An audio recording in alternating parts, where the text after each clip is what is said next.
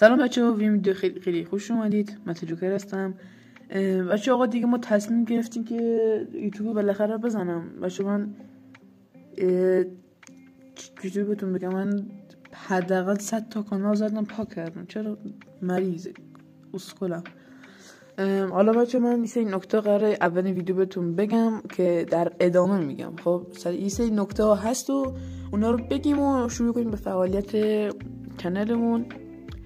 بچه‌ها ما چی بهتون میگم، ما اکانت زیاد شاخی نداریم. خب اکانت زیاد شاخی نیست. حالا تو یه ویدیو بعد کلاً اکانت ما بررسی میکنین، اکانتش همیشه بررسی میکنین که آقا این اکانت مثلا چی هست، با چی قرار پلی بدم. آره دیگه بچه‌ها پیج اینستاگرام بالا میاد، حتما فالو کنید، خیلی ازتون ممنون میشم. اینم گیلمونه که داره میرسه. یه چند وقت دیگه عضوگیری میکنیم بسش. خب الان عضوگیری نمی کنیم، هنوز عضوگیری نداریم. بچه یه نکته دیگه هست که بچه ما به 100 تا که رسیدیم، خب قراره یک چنل تلگرامی بزنیم که هم ویدیو رو اونجا بزنیم، هم یه دونه شاپ بزنیم. خب یه شاپ ارزون قیمت جمع و جور. آره دیگه